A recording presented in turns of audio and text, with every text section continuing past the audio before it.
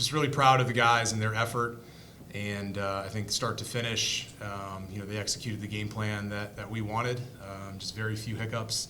Thought the effort was outstanding. Thought we had a couple things that we should have cleaned up in our execution, but as the game went along, we got better against that. And again, Salisbury's a heck of a team, so I'm not surprised that they were able to disrupt some of the things that we wanted to do.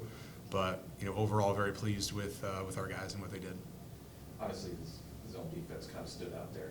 Just kind of frustrated Salisbury. They really couldn't get into a groove. Talk about that a little bit. Yeah, I mean, Coach Toomey put together a really nice defensive game plan, and again, we Salisbury's got really good guys, and we sort of felt like, hey, the zone gives us the best chance to take away the things that they want to do, and I think we were able to do that. Talk a little bit about playing behind that defense.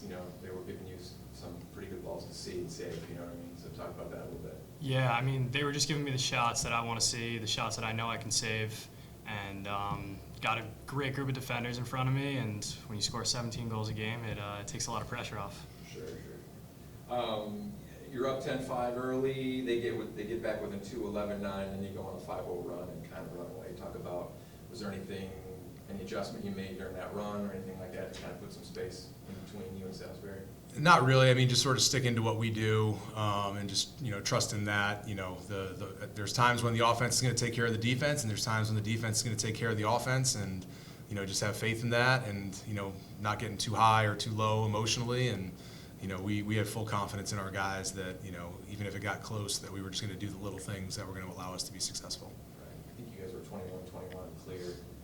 Kind of was there anything you were seeing in the ride that you were able to kind of solve, or was it just effort?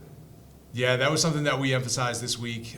We definitely ran some rides and clears a couple times, and felt like we had a pretty good game plan going into it. And but at the end of the day, the guys executed with their stick skills, which was the most important thing.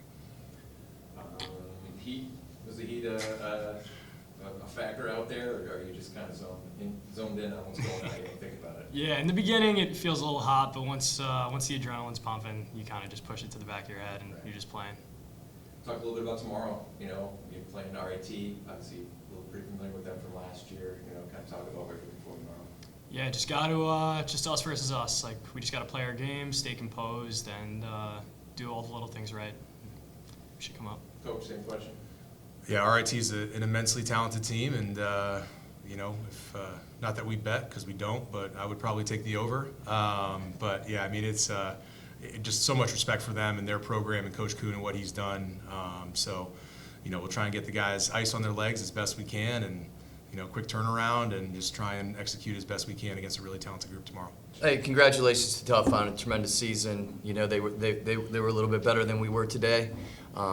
Hats off to our seniors and our team for an outstanding season, winning 20 games, which is virtually unheard of in the game of lacrosse. So I'm very, very proud of this group.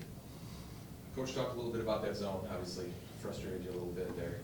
Well, I thought we got off to a good start on it, and I thought we moved the ball pretty well. They made a couple adjustments. I don't think we moved the ball as well after that beginning of the game. That obviously. And then in the second half, the opportunities we did get, we didn't hit the cage. Numerous times we had some really good looks that we didn't put even on the cage and make a save. And to the goalie's credit, the 2 or 3 times that we got in tight, he made a couple really, really good saves in tight. That kind of stopped the momentum, especially when we got those 2 early in the second half. And he got one big save in that stretch that we might have got it back down to 1. So, they frustrated us a little bit, especially after the first 12 minutes of the game with it. Sure. Cross, talk about the defense. What were they doing to frustrate you in the rest of the attack? Just like Coach said, I just don't think we moved the ball quick enough. Against the zone, you got to move the ball, and kind of died in the sticks. And credit to their defense, they played a really well game. Obviously, not the way you wanted the season to end. Kind of where do you go from here? Where does the team go? What do you say to the guys that are coming behind you? You just kind of remember today, remember the feeling.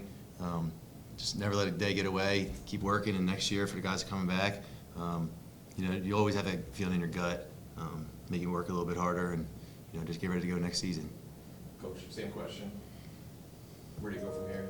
Obviously didn't end the way you wanted it, but what's next?